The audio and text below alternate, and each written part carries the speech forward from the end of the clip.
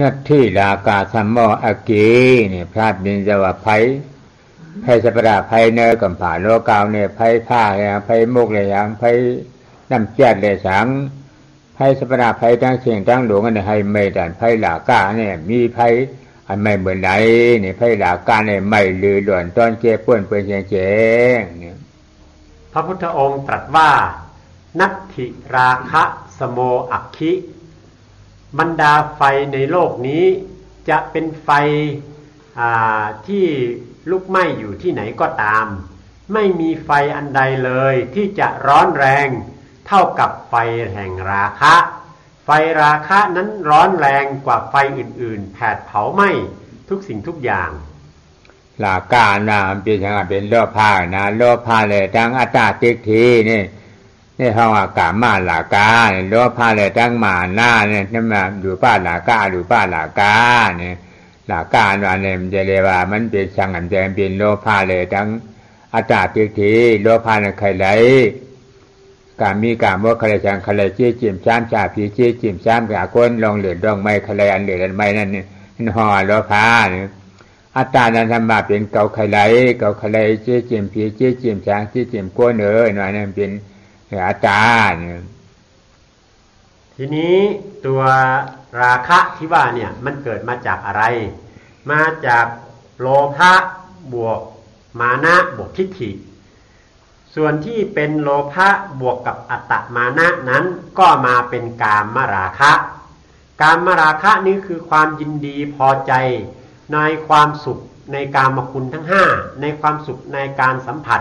ทางตาหูจมูกลิ้นกายใจอันนี้เรียกว่ากามราคะส่วนราคะที่เกิดจากโลภะบวกกับมานะความถือตัวถือดีนั้นก็เกิดเป็นรูปราคะอรูปราคะอันนี้เป็นราคะของพวกพรหมทั้งหลาย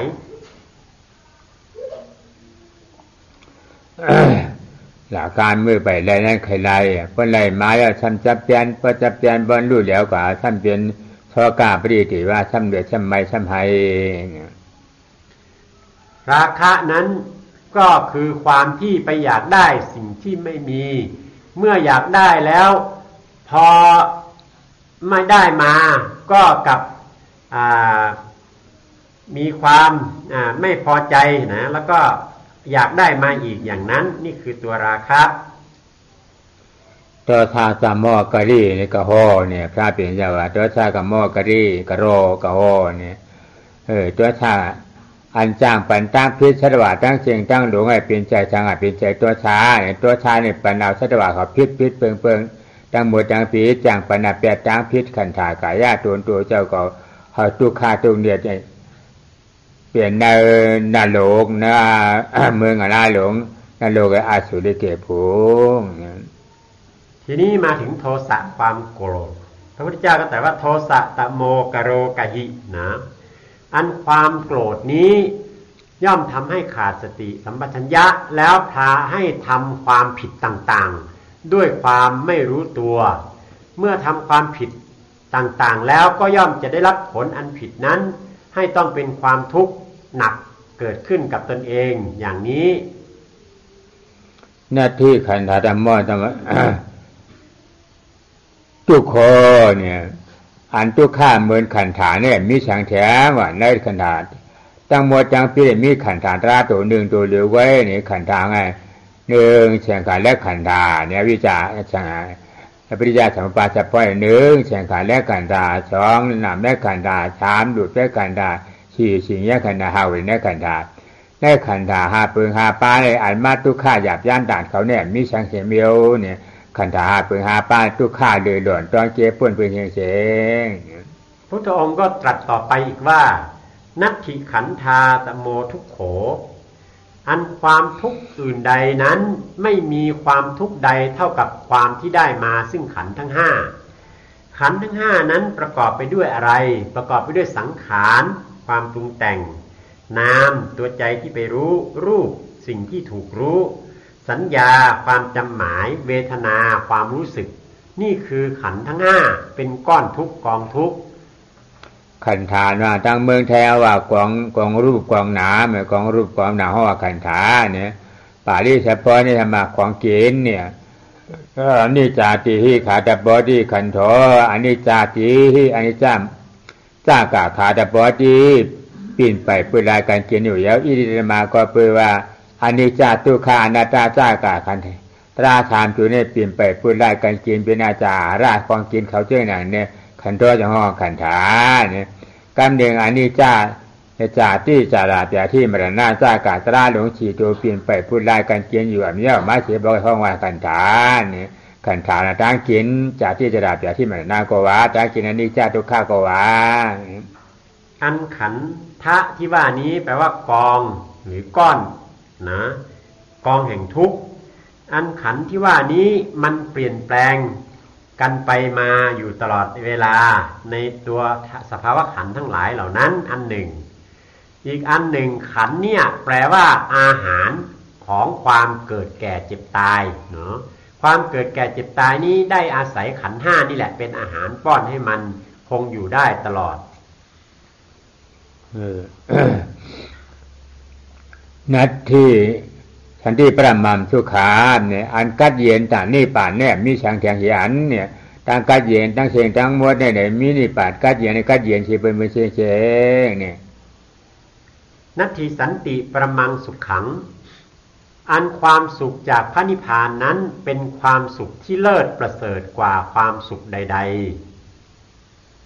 ๆในกาลในมาตราสี่ตัวเนี่ยว่าหนึ่งอันปนาแปดอันมาอันจังปันเหลือปันไม่เฉยเป็นเนี่ยเป็นช้างเป็นไพโลผ้าเลยอัตตาทิฏฐิ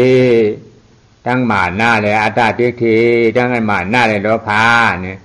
สองอันจังปนาแปดจังพิสัตวะเขาทั้งเชียงทั้งโดงเป็นช้างเป็นโตชาเนี่ย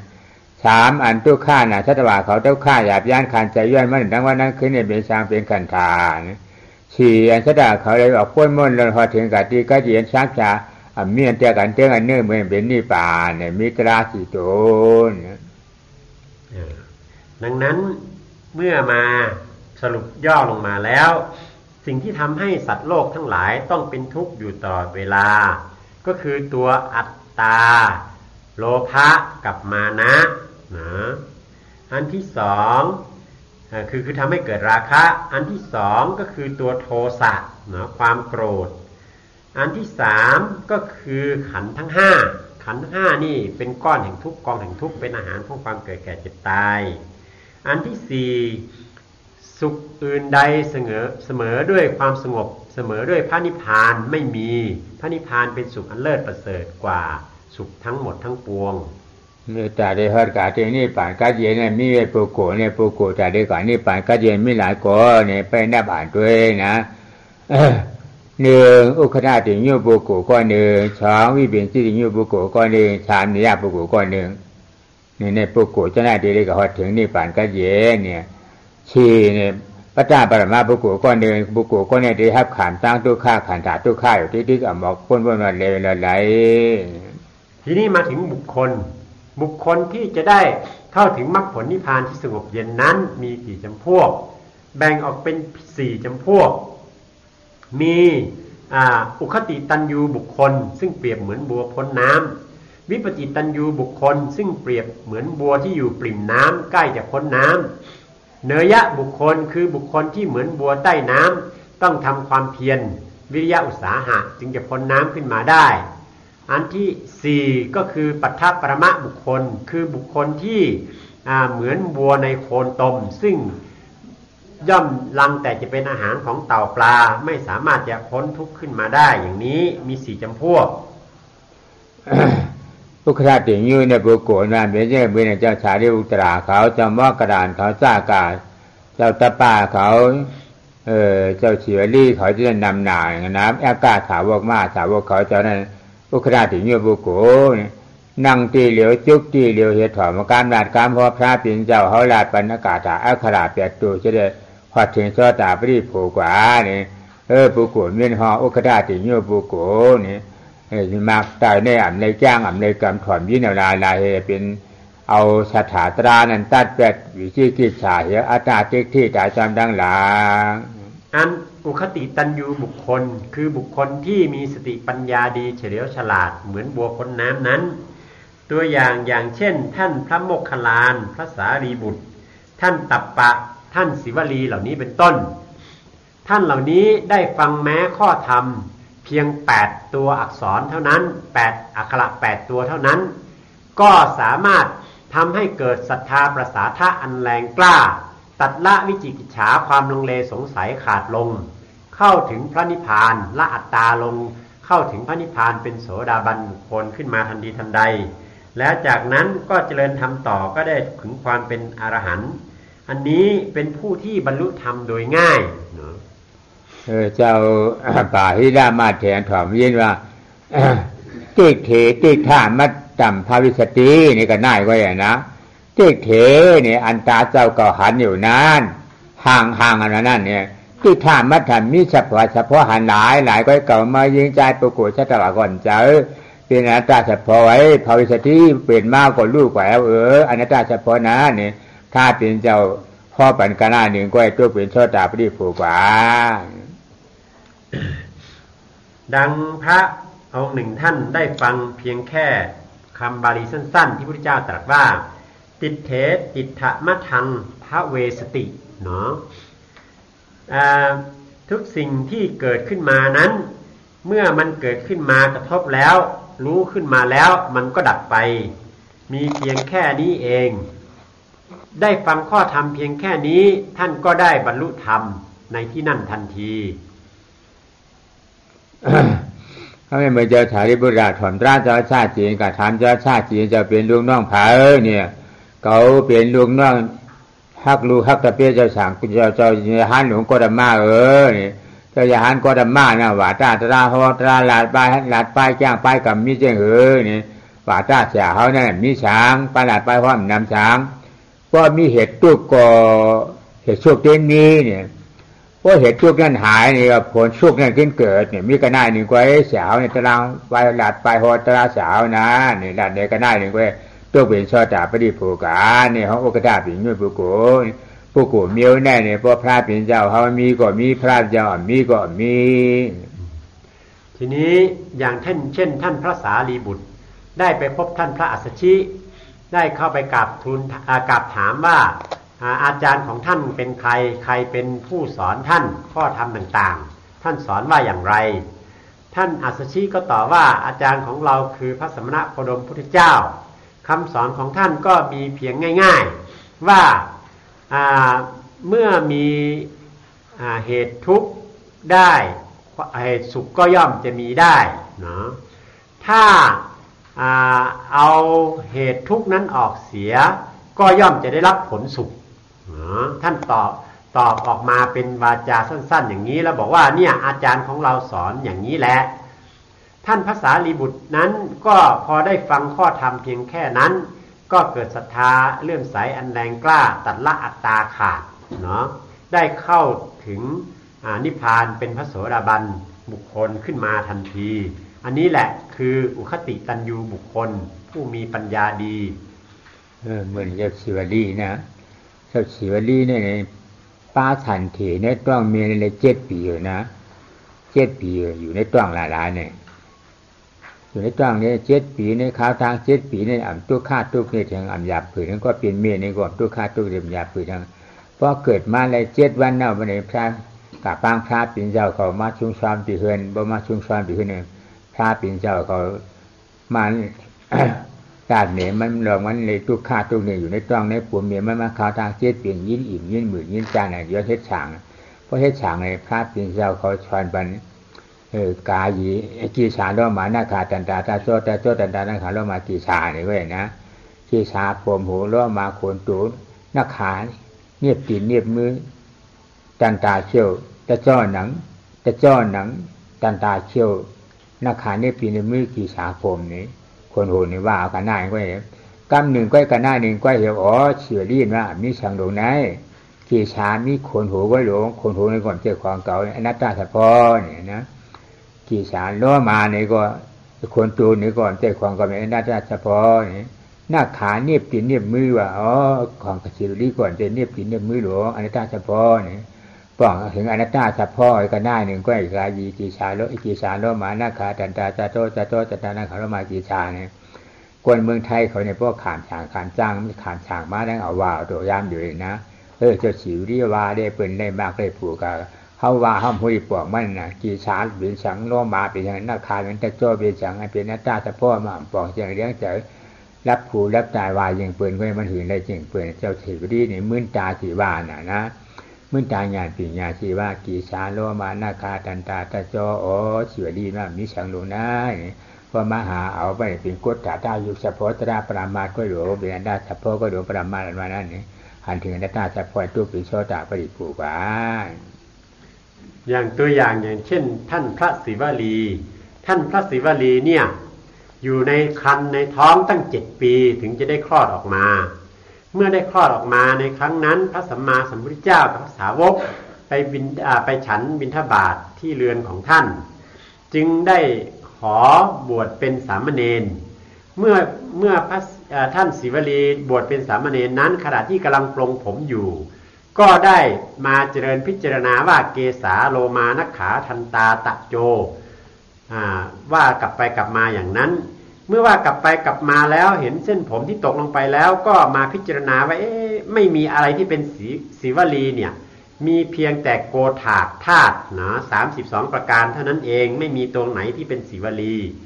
เมื่อพิจารณาเห็นอย่างนั้นแล้วจิตก็คลายวางจากความยึดถือเป็นตัวตนเนาะเกิดศรัทธาอันแรงกล้าทำลายอัตตาขาดแล้วได้บรรลุธรรมตรงนั้นเป็นพระโสดาบันอันคำว่าเกสาโลมานักขาทันตาตะโจนั้นในทุกๆวันนี้เวลาบวชพระเนี่ยบวชเจ้าเนี่ยพวกเราก็จะเอามาท่องว่าเกสาโลมานักขาทันตาตะโจแต่ว่า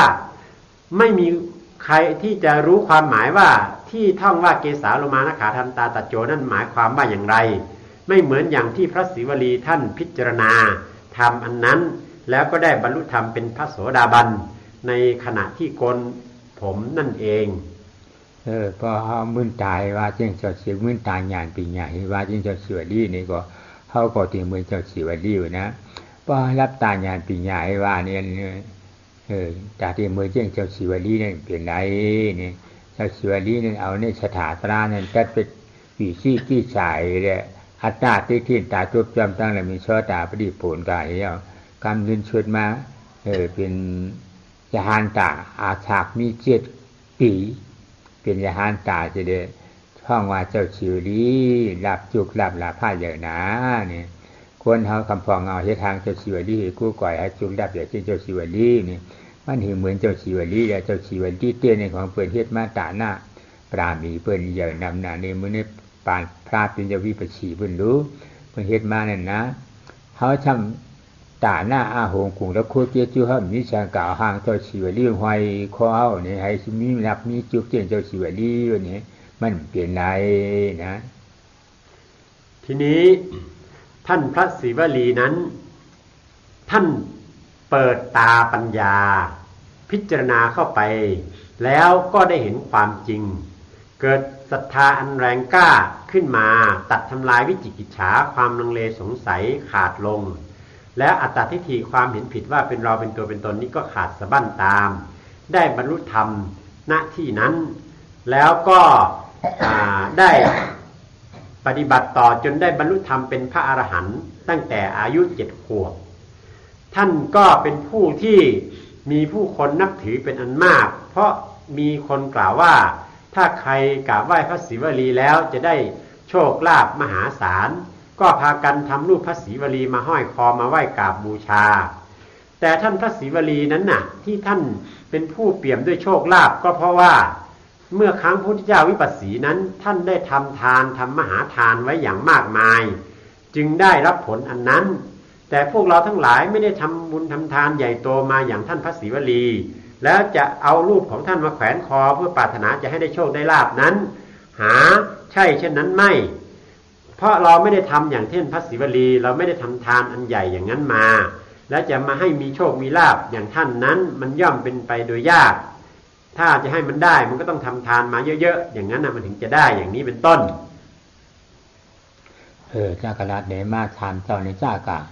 มหาถาวกอากาศถาวกเขาเจ้าทั้งเสียงทั้งหลวงกันเนี่ยเพราะว่า อุคณาติโยปุโกอุคณาตัญโยปุโกนังเฮตีเหลียวจุกตีเหลียวเฮถอนยินกามสั่งสอนชุกมากท่าปินเจ้าเฮเลยปินโชตาปริโภมากตาอำได้จังเลยกำนี่กำในนิยาปุโกเนี่ยวิปิจิติโยปุโกเนี่ยวิปิจิติโยปุโกเนี่ยถอนนำมันนะถอนน้ำเยอะเนี่ยถ้าเป็นชาเฉพาะขึ้นเนี่ยวุฒิชัดมันจัดนั่นเป็นจังไหนจัดเนี่ยเป็นจังไหนเฉพาะเนี่ยอธิจาเถเพราะเนี่ยอธิจาเถทำขึ้นมาแล้วเนี่ยเสียจ่าสีป้าทุกข้าเสียจ่าธรรมมุติยาเสียจ่าดิโนท่าเสียจ่าเนี่ยพ่อนำถอนนำชัมพูล้วนหูล้วนเจอจึงปิ่งปี้ฉาล่าเขาอนาถาปิ่งเขาจ้ากาเช่นนั้นเนี่ยอย่างติดตัวไปชอตาปรีผูกว่าในห้องว่าวี่ปิ่งจี้ติ่งอยู่ปูโกทีนี้บุคคลที่เป็นอุคติตัญญูบุคคลทั้ง3ท่านเราก็ได้ฟังมาแล้วเนาะว่าเป็นอย่างไรท่านเหล่านี้ได้ฟังข้อธรรมเพียงนิดเดียวก็ได้บรรลุธรรมเป็นพระโสดาบันด้วยอำนาจแห่งศรัทธาและเอาวิจิกิจฉาดับขาดแล้วอัตตาก็ตายขาดตามอย่างนี้ทีนี้มาถึงวิปจิตัญญูบุคคลคือบุคคลที่ได้ฟังธรรมมากๆได้ใกล้ชิดพระพุทธเจ้าได้ฟังธรรมมากๆได้ศึกษาธรรมได้ฟังธรรมมากๆแล้วก็ได้บรรลุธรรมอย่างตัวอย่างเช่นนางวิสาขาอนาบิณฑกเศรษฐีพระเจ้าพิมพิสารต่างๆเหล่านี้ได้ไปฟังธรรมของสมเด็จพระสัมมาสัมพุทธเจ้าใคร่ครวญไตร่ตรองพิจารณาตามข้อธรรมคำสอนที่พระองค์ทรงสั่งสอนนานเข้าหลายวันเข้าหลายครั้งเข้าในที่สุดก็เกิดศรัทธาอันแรงกล้าขึ้นมาแล้วก็ตัดทำลายอัตตาขาดลงนะความลังเลสงสัยขาดลงอัตตาขาดลงแล้วก็ได้บรรลุธรรมอันนี้คือลักษณะของวิปจิตัญญูบุคคลอันเปรียบเหมือนบัวที่ใกล้จะพ้นน้ำเมื่อมีความเพียรพยายามอบรำฟังธรรมมากๆก็ได้บรรลุธรรมอย่างนี้เอาทั้งหลายอันมีอยู่ในมีปิ่งที่จริงอยู่บุกแล้วถ้าปิ่งอยู่ปุกุช่องก้อยป้าเอาอีกก็นะเขาเนี่ยปุกุทางนิยาปุกุนี่นิยาปุกุช้อนถอนถามป่องแจ้งเลี้ยงเจอยุคทานนามทานปรามาเฉพาะทุกข้าเจจ่าฉับมุกเจ้าเจจ่านิโรธามาก้าเจจ่าฉีเปือฉีฟ้าแจ้งเลี้ยงเนื้อเจเยานี่ปริปัดจ้างกับเมาเนี่ยนะ3 วัน 7 วัน3 เดือน7 เดือน3 ปี7 ปีจ้ากาในจ้างกับเมาเพื่อจึงเจ้ามหาศีวามาเถเขาเจ้าปุกธิดามาเถเขาเจ้าเจ้าคุปรามาเถเขาเจ้าหลีวัตตาเขาเจ้ามหาศีวาเขาเจ้าเนี่ย40 ป่า4 ชาปีแก้งกรรมอยู่ในเถิดในธรรมในหูแก้งกรรมมาจังอย่างนี้เลยมากเลยโผเนี่ยเฮานี่เป็นปุกุเดี๋ยวนั้นทีนี้มาถึงบุคคลประเภทที่3คือเนยยะบุคคลเนยยะบุคคลคือบุคคลที่จำเป็นจะได้ใช้ความภาคเพียรพยายามอย่างมากนะมีความวิริยะอุตสาหะอย่างแรงกล้าถึงจะได้บรรลุธรรมอันนี้ก็คือพวกเราทั้งหลายนี่เองพวกเราทั้งหลายนี้บุคคลที่เป็นอุคติตัญญูวิปจิตัญญูบุคคลไม่มีในเราทั้งหลายพวกเราทั้งหลายที่เป็นปกติสาวกนี้เป็นบุคคลในประเภทเนยยะบุคคลซึ่งจะต้องอาศัยความภาคเพียรวิริยะอุตสาหะไม่ย่อท้อถอยบำเพ็ญพยายามอย่างหนักอย่างมากจึงจะได้บรรลุธรรมตัวอย่างเช่นท่านพระมหาสีวะท่านโพธิระเถระท่านเรวัตตะอย่างนี้เป็นต้นท่านเหล่านี้ต้องใช้ความเพียรพยายามประพฤติปฏิบัติธรรมเป็นเวลานานถึงจะได้บรรลุธรรมปุโกก็แน่ๆมันเปลืองเอียงชังนะเปลืองเอียงวิทยาเอาวิทยาเฮ็ดเปลืองมันเหี่ยวเลือดเก่าเคยยังให้มันเหี่ยงเอาเสี่ยงพระปินเจ้าเนี่ยเนาะกาเขาเลยมักเลยปูก่อนจูนี่หลุดเก่าใครฮักให้มันฮักเอาเอียนเคยขาดให้มันขาดแล้วนื้อเคยเชียงให้มันเชียงละมากโผนี่ป่าในเก่าอ่ำในเก่าติ้นย้อนชุดควรขึ้นดังหลังดีทุกขชาหาปองติ๊กเคยเปลี่ยนมาจังหิเปลี่ยนเจ็บมากเจ็บขึ้นมากายขึ้นมวยมากายมวยมันเตะของก็มีหน้าตาสะโพกไว้หลงนี่อ่ำย้ำถอนขึ้นตั้งหลังอย่างปุกุที่ห้องว่าหนียาปุกุอันผู้ที่จะต้องใช้ความเพียรมากๆ เจ็บมากเท่าไหร่ก็ไม่กลัวร้อนมากเท่าไหร่ก็ไม่กลัวนะลำบากมากเพียงไหนก็ไม่กลัวไม่ย่อท้อต้องอาศัยวิริยะความเพียรอย่างแรงกล้าประพฤติปฏิบัติไปโดยไม่กลัวต่อความยากลำบากทั้งหลายเหล่านี้เมื่อเพียรพยายามอยู่อย่างไม่ท้อถอยอย่างนี้แล้วไม่ช้าไม่นานก็ย่อมจักได้บรรลุธรรมบุคคลประเภทนี้แหละที่เรียกว่าเนยยะบุคคลซึ่งได้แก่พวกเราทั้งหลายนี่เองปัตตาปรมาปุกุลเนี่ยปัตตาปรมาปุกุลเนี่ยเป็นเรื่องปัตตาปรมาปุกุลเนี่ยก็เปิดลาปันดังนานลืมดังหลังนะตุข้าเสียจ่าสมุกเจ้าเสียจ่านิโรธาเนี่ยแม่กล้าเสียจ่าฉีเปลืองฉีป้าใครสอนกาสอนใครอ่านกาอ่านอ่ำไรอ่ำจ้องเลยนะอันไหนเป็นอนิจจาอันไหนเป็นทุกข์อันไหนเป็นอนัตตาอ่านกาอ่านสอนกาสอนถอมกาถอมเข้าใจ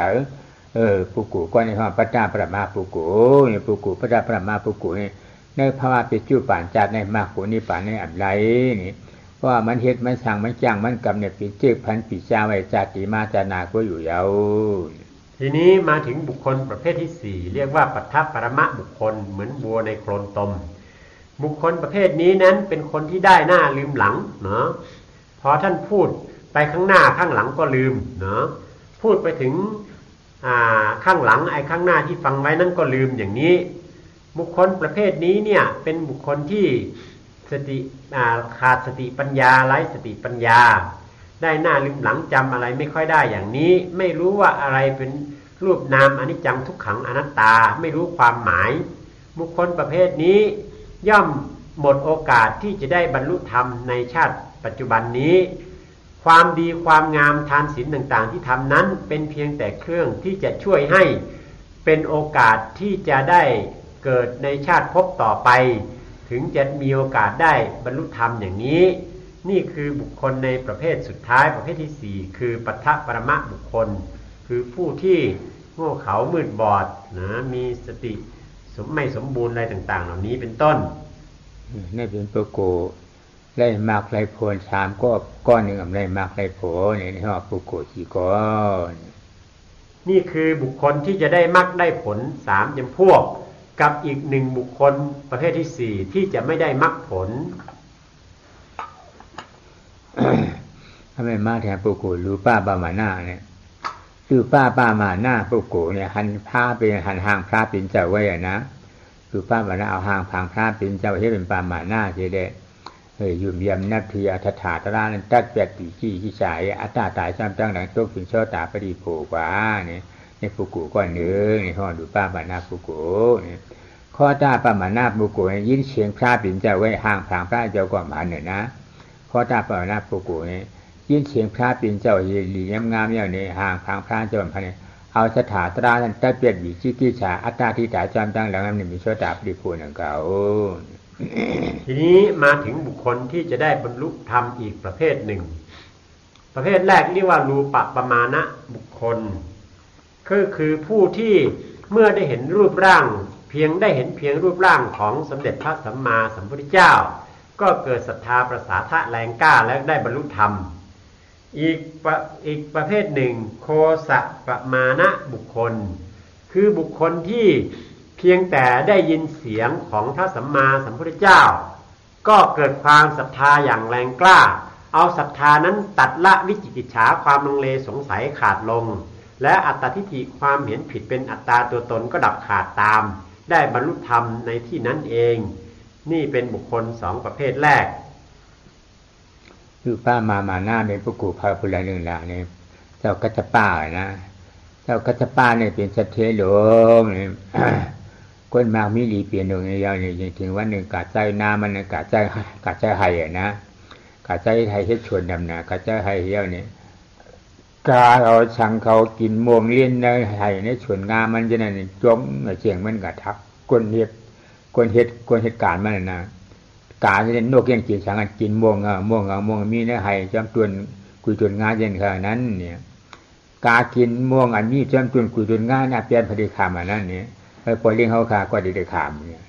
ก็น่าไปนะยึดสั่งบริการยินมือยินจานเยี่ยวในไปเอากาเฮ็ดยาห้านี้นุ่งผ้าเหลืองสั่งการในกาชูพระปิ่นเจ้ากาบมุงหันทางพระปิ่นเจ้าเขาไว้นะมุงหันทางพระอ๋อพระปิ่นเจ้านั่งเป็นนั่นเยา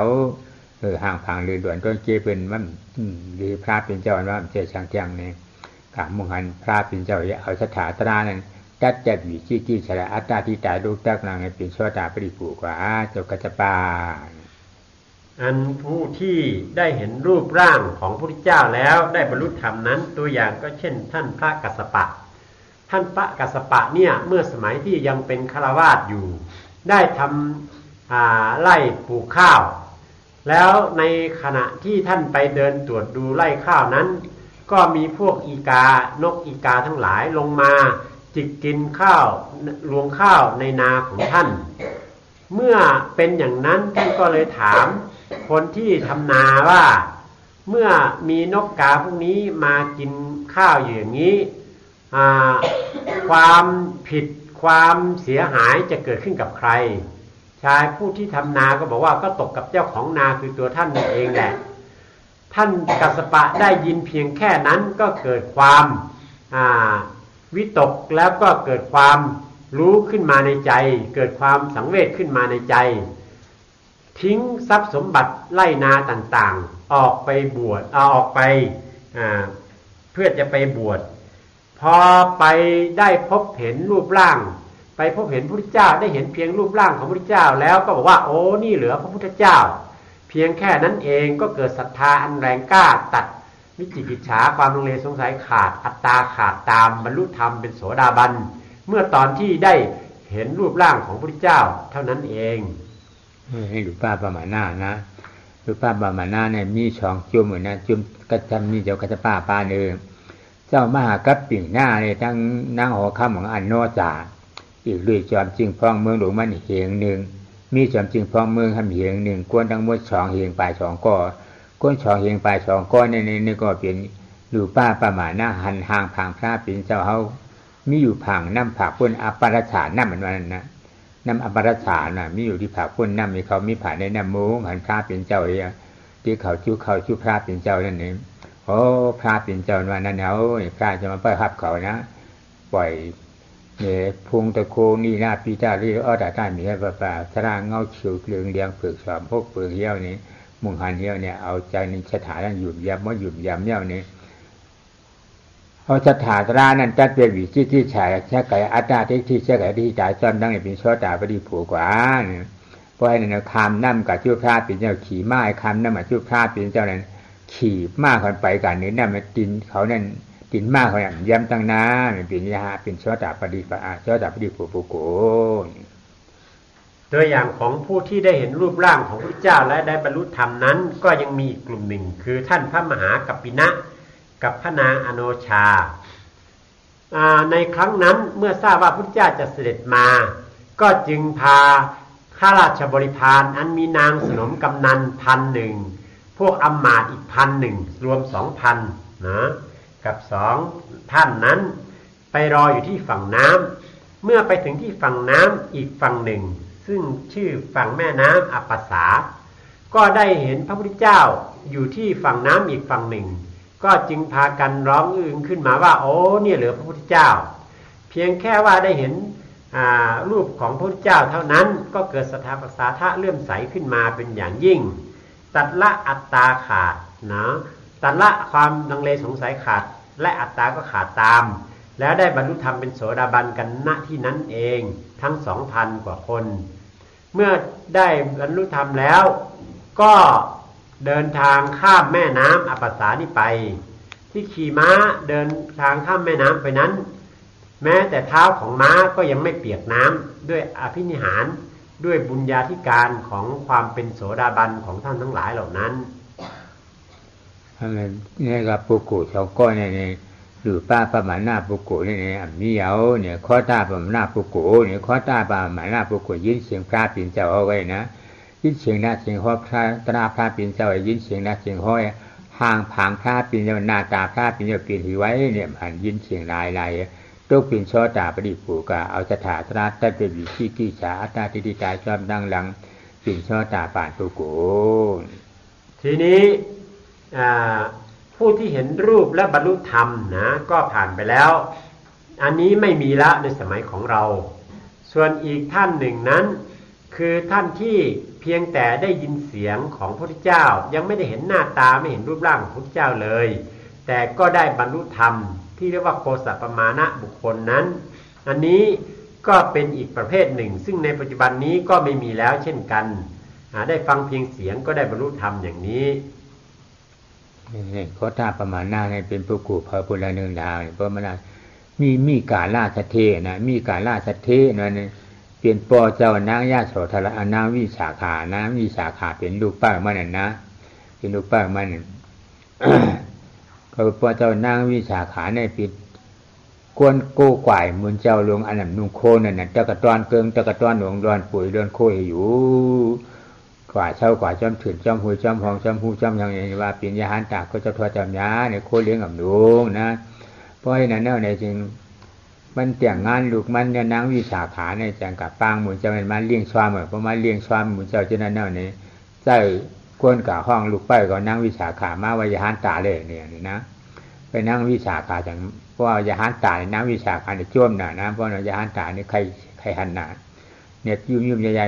ปอกลงมาคือว่ามันปืนล้วนปืนนั่งทุบชุบจักกันนั่งวิสาขาถูกร้ายพี่เนี่ย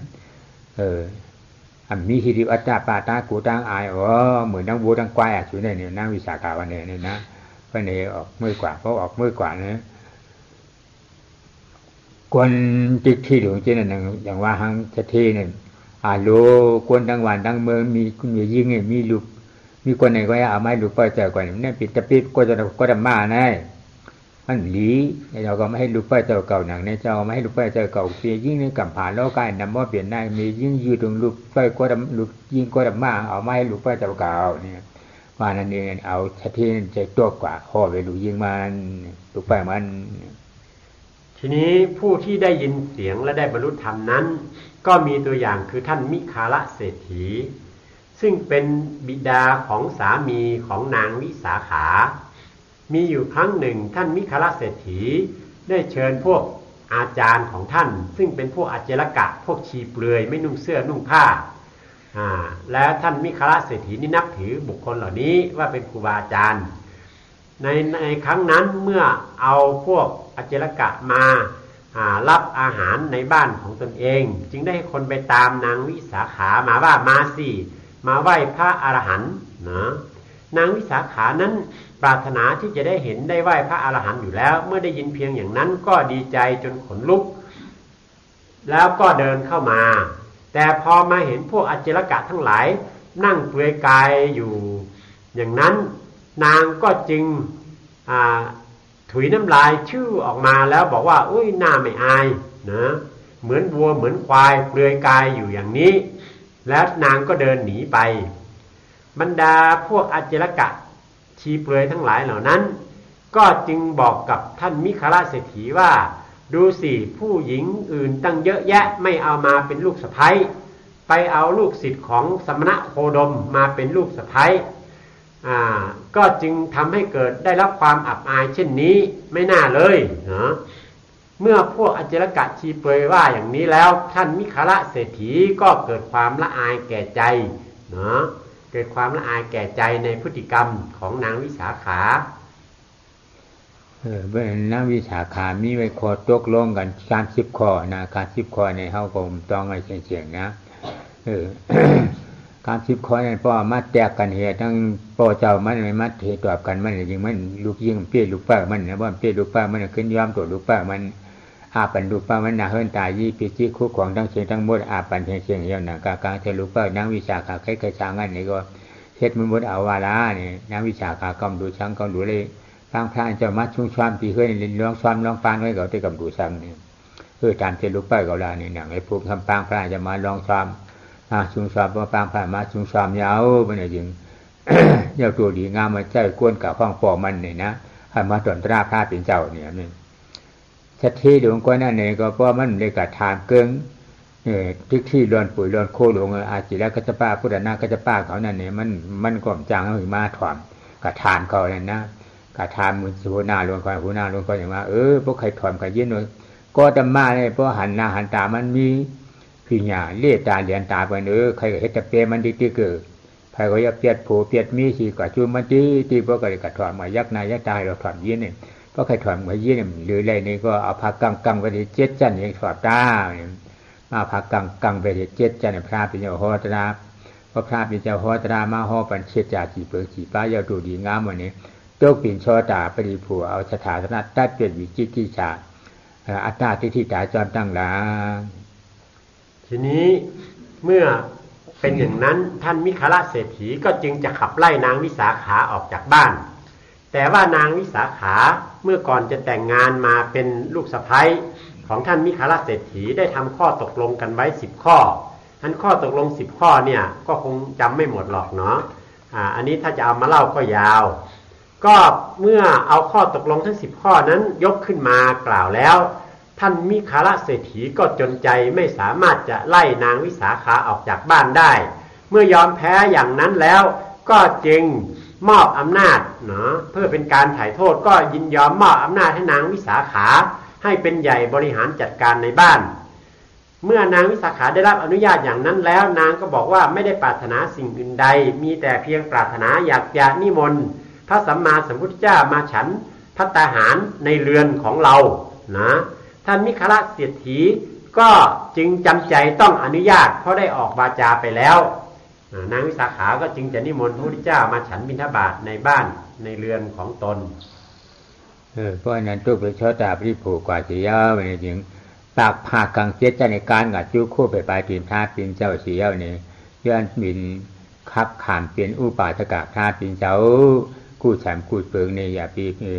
เด็ดวางว่าอยู่กับพวกธรรมพระนามกัจฉามิธรรมังพระนามกัจฉามิชังกรรมพระนามกัจฉามินี่พระนากุ้งมันคือไม่ในตัวในคิงเจ้าเก่าทีนี้เมื่อสมเด็จพระสัมมาสัมพุทธเจ้ามาฉันพระทหารบิณฑบาตเรียบร้อยแล้วพระองค์ก็แสดงธรรมทีนี้เมื่อจะแสดงธรรมนั้นท่านมิคละเศรษฐีนั่นน่ะข้าไม่ได้รับอนุญาตจากพวกชีเปยก็ไม่สามารถจะฟังธรรมได้ก็จึงไปถามพวกอาจารย์ชีเปยทั้งหลายว่าจะฟังธรรมพระพุทธเจ้าทำไงอาจารย์ทั้งหลายก็บอกว่าพระพุทธเจ้านี่มีคาถาบิดหลอกตานะบิดเบือนตาถ้าหากเห็นหน้าเห็นตาแล้วจะถูกสะกดจิตเอาเป็นลูกศิษย์หมดให้เอาผ้าบัง7 ชั้นนะแล้วค่อยฟังเพราะมันตกลงกับลูกสาวไว้แล้วลูกสะใภ้ไว้แล้วก็จึงเอาผ้า7 ชั้นมาบังเมื่อบังแล้วพระพุทธองค์ได้ฉันภัตตาหารเสร็จเรียบร้อยพระองค์ก็แสดงธรรมแล้วก็ทรงแสดงอริยสัจ4ว่าถึงเรื่องทุกเหตุเกิดทุกความดับทุกต่างๆเมื่อแสดงอริยสัจ4จบลงท่านมิคละเศรษฐีก็ได้ดวงตาเห็นธรรมอยู่ในผ้าม่านนั้นบรรลุธรรมเป็นพระโสดาบันรู้ตัวแล้วก็คลานออกมาจากม่าน7 ชั้นนั้นเข้ามากราบแทบเท้าแทบบาทของหลวงพระพุทธเจ้าขอภาวนาเป็นอุบาสกเป็นผู้รับใช้พระพุทธเจ้าหากพระองค์มีประสงค์สิ่งใดก็ให้บอกแก่เขาจะนำมาถวายอย่างนี้เป็นต้นเมื่ออธิษฐานภาวนาอย่างนั้นแล้วเนาะก็ได้ความที่บรรลุธรรมเนาะบรรลุธรรมด้วยความที่เพียงแต่ได้ยินเสียงเท่านั้นเนาะก็ได้บรรลุธรรมนี่เป็นตัวอย่างอีกอย่างหนึ่งพวกถามท่านนำกัจฉามินี่พวกถามพวกท่าเจ้าผู้หู้หมอผู้จักตุฆ่าเจจ่าหมอเปียดว่าเหตุมุติอาเจจ่าเจ้าหนังนั้นเนี่ยพวกถามเนี่ยท่านหน้าเนี่ยอ่ำดวงอ่ำลืมกลุ่มกุ้นหุ่นเงาเจียจูเจ้าดีขาเนี่ยกัจฉามิเนี่ยกัจฉาเนี่ยกัจฉามิกว่าอยู่นั่งอยู่ไปอยู่นอนอยู่ก็กว่าจอมกลุ่มกุ้นหุ่นเงาพระปิ่นเจ้าอ่ำผ่านอ่ำยาดีขายาวเนี่ยพวกทำเป็นกัจฉามิเนี่ยทำมั่มทำอนัตตาเฉพาะทำเจ้านั้นท่านนำอ่ำดวงอ่ำลืมกัจฉามิกว่าอยู่นั่งอยู่นอนอยู่ก็กว่าจอมทำเจ้าอนัตตายาวเนี่ยดวงอ่ำลืมทำเจ้าช่างคำชงในช่วงโคงกันหน่อยห่วมเหมือนกันเนี่ยนะห่วมเหมือนเนี่ยมันกล้าเป็นอริยะเปรียบเจ้าในช่อตาป่าน11,000,000ก็ห่วมเหมือนกันหมดชักราการ11,000,000ก็ห่วมเหมือนกันหมดอนาการ11,000,000ก็เหมือนกันหมดฮาลานตา11,000,000ก็เหมือนกันหมดเนี่ยห่วมเหมือนหัวสังฆาชงเนี่ยห่วมเหมือนชนะหน้านะอ่ำดวงอ่ำลืมกำคุกใจกำคุกจะได้กัจฉามิในกานะกาจ้อมเหมือนนะกาจ้อมอันนำดวงอ่ำลืมพระเป็นเจ้าตราเจ้าเฉกาเจ้านั้นห้องว่ากัจฉามิทีนี้ความที่ท่านมิคละเศรษฐีได้น้อม ปรารถนาตัวเป็นพุทธมามกะด้วยคำว่าพุทธังสรณังคัจฉามิธัมมังสรณังคัจฉามิสังฆังสรณังคัจฉามิอย่างนี้อันคำว่าพุทธังสรณังคัจฉามินั้นข้าพเจ้าขอน้อมเอาพระสัมมาสัมพุทธเจ้าเป็นที่พึ่งนะเป็นที่ยึดถือประพฤติปฏิบัติตามอันนี้ก็เป็นความที่เอาคุณของพระพุทธเจ้านั้นมาเป็นสรณะที่พึ่งธัมมังสรณังคัจฉามิก็คือเอาพระธรรมคำสอนแล้วก็ธรรมะที่ได้รับนั้นมาเป็นสรณะที่พึ่งสังฆังสรณังคัจฉามิ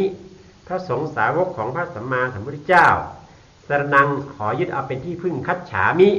น้อมปฏิบัติตามคำสอนของท่านอย่างนี้อันนี้คือความที่น้อมปรารถนาตัวเป็นพุทธมามกะที่พวกเราทั้งหลายได้รู้กันเนี่ยเป็น ขอตาปมนาปุโขเนี่ยลูกข้าปมนาปุโขนะครับพระเปลี่ยนเจ้าในหันถึงโอ้พระเปลี่ยนเจ้าเนี่ยอัตตาติที่วิจิกิสากตากากิริสาตราสิปานั่นมีเอาเนี่ยหันถึงกลุ่มกุ้นมุนวังจีจูพระเปลี่ยนเจ้าหนังในเสียเด้ยุ่มยับนับถือหนังในจ้างกรรมปฏิบัติอะไรนะจ้างกรรมปฏิบัติเจ้าก็ก้อนหนังคือดีเปิดวางไอ้อัตตาติที่วิจิกิสาเช่นพระเปลี่ยนเจ้าอ่อนเฮ็ดอ่อนช่างมาแล้วเขาก็คัดใจเฮ็ดช่างห่างปองจอมนั่นนี่นี่เขาว่าลูกข้าปมนาลูกข้าปมนาปุกุเนี่ยเป็นนิยาปุกุดันในมาเมื่อไกลนั่นนะคัดใจที่วางปล่อยเป็นอัตตาที่วิจิกิสาได้หนังคือดีได้วางเลยหนังคือดีวางเลยวันขึ้นคือเดิมดื้อนั่นนี่เขาว่าลูกข้าปมานะทีนี้มาถึงลูกข้าปมานะบุคคลคือบุคคลที่เมื่อได้ศึกษาพิจารณาให้ควรตามข้อธรรมแล้วก็เกิดศรัทธาอันแรงกล้ามีความเพียรวิริยะอุตสาหะไม่ย่อท้อถอยนะในการที่จะให้ควรทำประพฤติธรรมพิจารณาธรรมปฏิบัติตามคำสั่งสอนของสมเด็จพระสัมมาสัมพุทธเจ้าอันนี้ก็เปรียบเหมือนพวกที่เป็นเนยยะบุคคลดังที่กล่าวมาเมื่อกี้นี้เมื่อเป็นอย่างนี้แล้วก็ย่อมจะมีโอกาสได้บรรลุธรรมแต่บรรลุธรรมได้โดยยากอย่างนี้เนี่ยธรรมะบามานาเนี่ยธรรมะลูกข้าบามานาหันถึงพระเป็นเจ้ากิริชาตัวพาตัวสามว่ามานาที่วิจารมีเสียเลยกิริชายานกลางเสียเลยยุ่มย้ำนับถือนั่นเป็นลูกข้าบามานาเนี่ยธรรมะบามานาครับเนี่ยธรรมะบามานายุ่มย้ำนับถืออนัตตาสัพพตราเสียเลยคัดใส่จ้างกรรมอีหังเกิดขึ้นมาก็มีอนัตตาก็ยาวเนี่ยยุ่มยื้ออนัตตาเนี่ยอันจังยุ่มย้ำมันจังยาวพระปิ่นเจ้าก็อนัตตาอนัตตาก็พระปิ่นเจ้าตราเจ้าก็อนัตตาอนัตตาก็ตราเจ้าชงเจ้านั่นก็หันถึงอนัตตาอนัตตานั่นก็เป็นของชงเจ้าเย้าเนี่ยยุ่มยำนับถือหนังในสิเดจ้างกันจ้างห้องธรรมะประมาณนาเนี่ยมือหนึ่งเขาหาทั้งเสียงทั้งดูที่ไหนทีนี้มาถึงอันที่สามธรรมะประมาณบุคคลคือผู้ที่เห็นคุณแห่งพระธรรมแล้วก็จึงนำมายึดถือประพฤติปฏิบัติตามความที่ได้รู้เห็นธรรมจนเข้าใจแจ่มแจ้งว่าไม่มีสิ่งอื่นใดนอกเหนือจากธรรมะที่มีอยู่นี้นะเป็นธรรมที่ประกอบด้วยเหตุและผลนะน่าเชื่อถือน่าประพฤติปฏิบัติตามแล้วก็นำเอาข้อธรรมต่างๆนั้นเราเอามาประพฤติปฏิบัติตามด้วยเห็นคุณแห่งพระธรรมอันนี้ก็เป็นอีกประเภทหนึ่งเนี่ยว่าปุกโกเลยมากเลยผู้ที่เจ้าเนี่ยนึกเอาห่างพระเป็นเจ้าสิเดยุ่มยำนับถือเอาสถาตัดเป็นวิธีจ่ายอะไรที่ตายจำตั้งด่างเนี่ยสองยินเสียงพระเป็นเจ้ายุ่มยำนับถือเอาสถาตัดเป็นวิธีจ่ายที่ตายจำตั้งด่างถามยุ่มยำนับถือพระเป็นเจ้าล้วนพระตัวสมามานาที่วิธีจ่ายกิริสาตราผาดยางกลางเยายุ่มยำนับถือเอาสถาตัดเป็นวิธีจ่ายที่ตายจำตั้งด่างฉีเนี่ยอนัตยุ่มยำอนัตตาเฉพาะเสียจ้างกรรมไม่ได้เอาสัมมาทิฏฐิ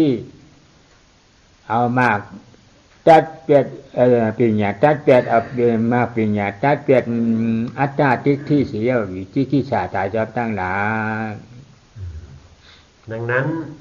เมื่อมาถึงตรงนี้แล้วก็จึงมาสรุปถึงบุคคลที่ได้บรรลุธรรมนะอีกกลุ่มหนึ่งคือผู้ที่เห็นรูปนะได้ยินเสียงนะแล้วก็บุคคลที่ศรัทธาในความที่เป็นผู้ ละพ้นจากกิเลสของพระพุทธเจ้าแล้วก็ได้บรรลุธรรมอีกอันหนึ่งด้วยศรัทธาในธรรมะคำสอนของพระพุทธเจ้าว่าเป็นธรรมะอันเปี่ยมไปด้วยเหตุผลนะแล้วก็ได้บรรลุธรรมก็มีบุคคลสี่จำพวกอย่างนี้เนี่ยผู้คุยมากเลยคุยก็ธรรมะแทนผู้คุยสี่ก็ดังเก่าทั้งหมดนี่ผู้คุย12เนี่ยผู้กราบปิญญาเขามาหนังไหนเนี่ย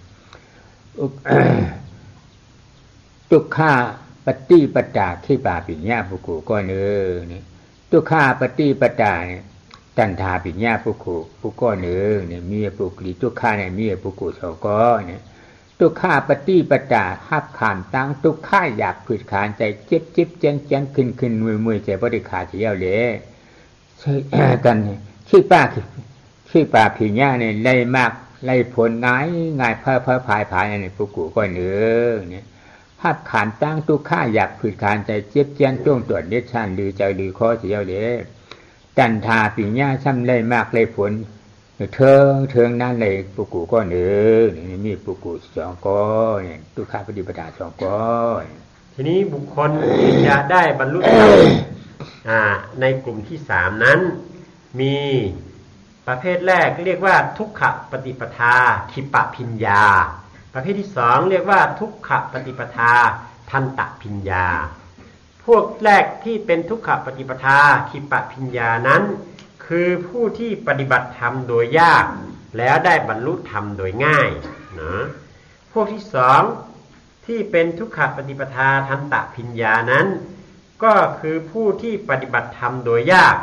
แล้วได้รู้ธรรมโดยยากนะมี2ประเภทจำพวกแรกเนาะสุขาปฏิปทาเนี่ยมี2ข้อกันนะสุขาปฏิปทาตั้งจ้างตั้งกำง่ายวันนี้นะย่อมวนที่อัญญามคือช้างเนี่ยคิดป่าผีญ่าเนี่ยในทำง่ายเพ้อพายอันหนึ่งเนี่ยสุขาปฏิปทาตั้งจ้างตั้งที่กำง่ายย่อมวนเนี่ยตัณหาปิญญาช้ำเลยทำหยาบผือนี่เทิงนี่ปุกุก้อนหนึ่งนี่ที่สุขาปฏิปทาเนี่ยมีปุกุ2ก้อนเก่าในฝ่ายของสุขที่เป็นสุขปฏิปทานั้นผู้ที่มีอยู่2พวกเช่นกันสุขปฏิปทาขิปพิญญากับสุขปฏิปทาทันตพิญญาพวกที่เป็นสุขปฏิปทาขิปพิญญานั้นก็คือผู้ที่ปฏิบัติธรรมโดยง่ายแล้วได้บรรลุธรรมโดยง่ายอีกพวกหนึ่งนั้นสุขปฏิปทาทันตพิญญาคือผู้ที่ปฏิบัติธรรมโดยง่ายแต่รู้ธรรมโดยยากอันนี้ก็เป็นฝ่ายที่ปฏิบัติธรรมโดยง่ายเนาะแต่บรรลุธรรมยากและง่ายต่างกันมี2จำพวกอย่างนี้สุขาปฏิปทานั้นเป็นของชังลานเป็นของอากาศถาวกมาถาวกเขานะทุกขาปฏิปทาเนี่ยให้เป็นของพระราเนี่ยเป็นของปกติสาวกเขาจ้างกามสุขปฏิปทานั้นเป็นของใครเป็นของอัครสาวกมหาสาวกในครั้งพุทธกาลส่วนทุกขปฏิปทานั้นเป็นของ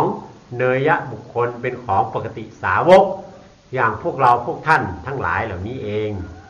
ก็คือเป็นของสุขปฏิปทาเป็นของอากาศสาวกมาสาวกเขาเนี่ยเปิ้นปิงเนี่ยปรามีเปิ้นเตรียมทวนชีหลีงามเนี่ยเปิ้นมาจ้างมากำหยับหยิบผืดจังได้ทำง่ายเพ้อพายในช้างได้ทำหยาบผืดนั่นในช้างในเป็นของเปิ้นอำเร็จตุกเล่นในช้างตั้งจ้างตั้งที่กำเปิ้นนี่ปรามีเตรียมทวนเนี่ยจ้างกำนี่กำในปกติสาวกเขาเนี่ยปิงเนี่ยปรามีใช้ทำเตรียมทวนนั่นนี่นะกามีก็ได้นึงนึงแสนกำพานึงเฮียงกำพานี่ก็มีไว้จังน่ะมีไว้ที่หัดขานตุกขาดตุกเขียดจิบจันคือมวยนานเนียนเสียเลยได้มากให้ผู้ง่ายได้มากให้ผู้หยาบนี่ช่องเปิ้นนี่เป็นของปกติสาวกอันสุขปฏิปทานั้นก็เป็นของพระอัครสาวกมหาสาวกทำไมท่านถึงปฏิบัติธรรมโดยง่ายและได้โดยง่ายก็เพราะว่าท่านมีบารมีที่สร้างสมไว้เป็นเวลาเป็นกับเป็นแสนกับอะไรต่างๆเหล่านี้เมื่อมีบารมีอันเต็มเปี่ยมอย่างนั้นแล้วเพียงแต่ได้มาฟังธรรมได้มาต่างๆเหล่านั้นก็ได้บรรลุธรรมโดยง่ายส่วนปกติสาวกอย่างพวกเราท่านทั้งหลายนี้ไม่มีบารมีอะไรมาก่อนแม้สักเท่าไรเลย บารมีที่ว่านี้ก็จะมีแต่ความขยันหมั่นเพียรวิริยะอุตสาหะอย่างแรงกล้าตั้งใจจริงที่จะประพฤติปฏิบัติธรรมไม่ย่อท้อถอยเท่านั้นแหละเมื่อมีอย่างนี้แล้วถึงจะได้บรรลุธรรมอันนี้มันจึงต้องกลายเป็นประเภทที่เป็นทุกขปฏิปทาดังที่ได้ยกมานี้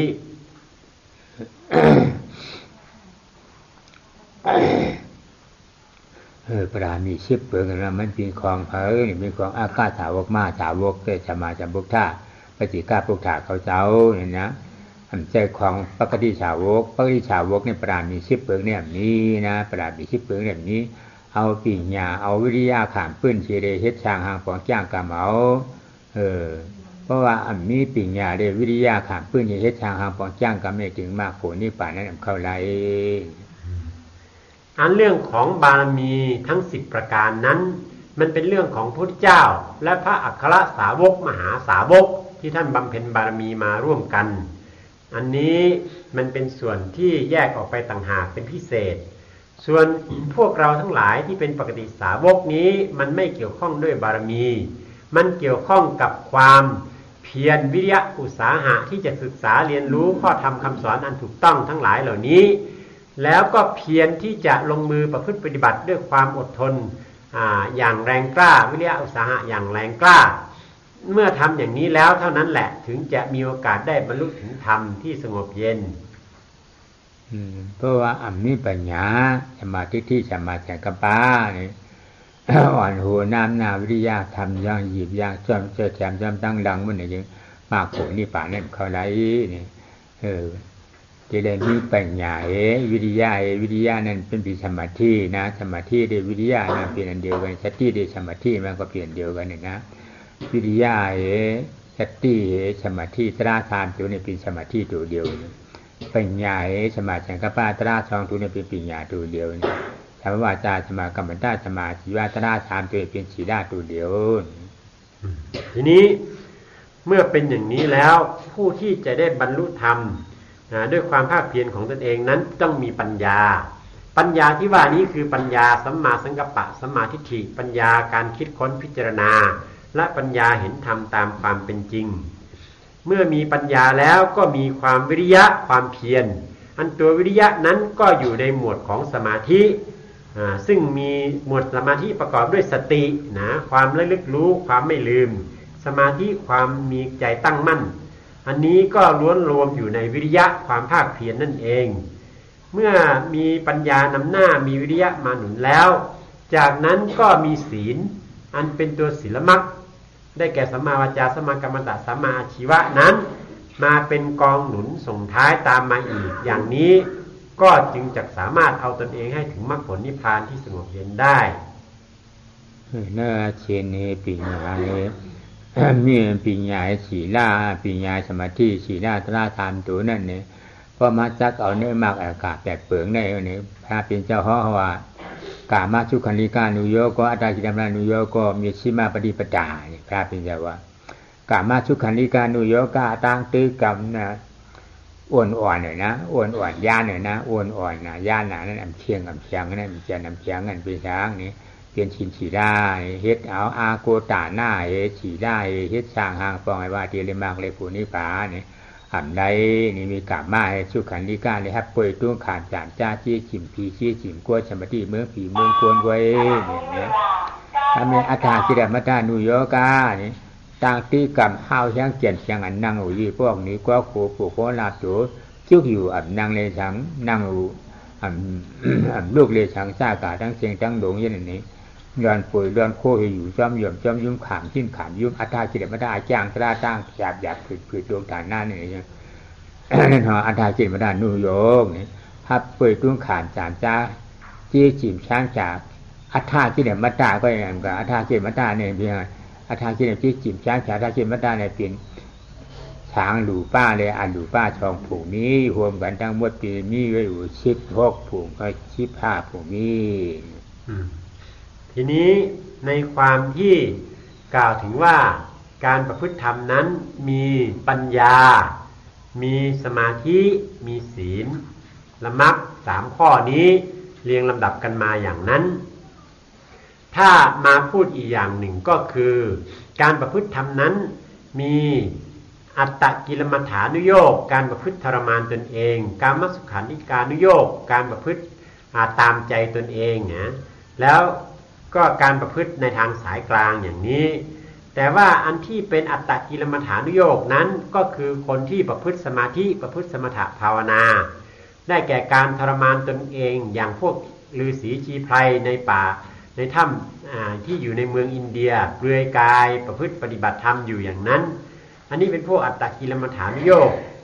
ส่วนพวกกามสุขาริการุโยคคือพวกที่บำรุงบำเรอตนเองให้มีความสุขทางกามคุณทั้ง5ทางตาหูจมูกลิ้นกายใจเนาะ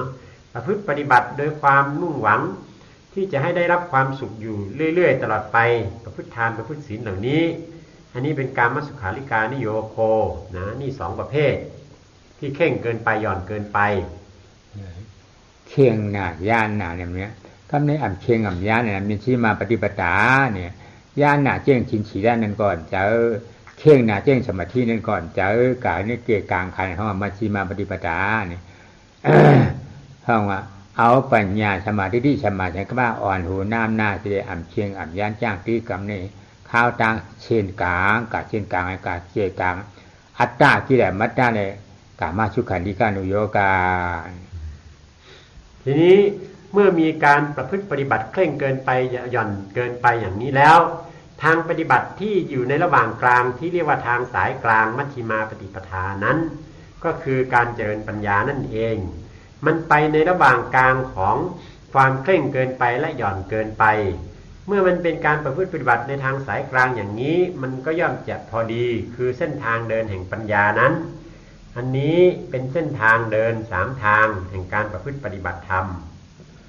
ตั้งเชียนชายกลางตั้งกับพระปิญญาญาณตาเขาเจ้าอริยเจ้าเจ้าเขากว่าเขาไปนี่ตั้งเชียนกามาชุขันธิการนุโยกันเป็นตั้งกับพีเขาโกนเขาไปกว่าอาตาจิเรมัตตานุโยกันตั้งกับช่างหรือป้าเขากว่าเนี่ยป้าหูจะตั้งชามเชียนเนี่ยเขาใครกว่าเชียนนี่ก็เขาดีโมกว่าอยู่ทางมัชฌิมาปฏิปทาทางสายกลางนั้นเป็นเส้นทางที่พุทธเจ้าและพระอริยเจ้าทั้งหลายท่านเดินไปทางแห่งทานและศีลซึ่งเป็นกามสุขาริการนิโยโคนั้นเป็นเส้นทางที่พวกเทวดาและพวกมนุษย์ทั้งหลายเดินไปทางแห่งอัตตกิลมัฏฐานุโยคคือการทรมานตนเองนั้นเป็นเส้นทางที่พวกฤาษีชีไพรพวกพราหมณ์ฮินดูพวกที่จะเดินไปสู่ความเป็นพรหมนั้นเขาเดินไปเมื่อท่านรู้ทาง3เส้นทางอันนี้แล้วก็จงใช้ปัญญาของตนเองว่าท่านอยากจะเดินตามใครนะเมื่ออยากจะเดินตามใครก็จงเดินไปบนเส้นทางเส้นนั้นเถิด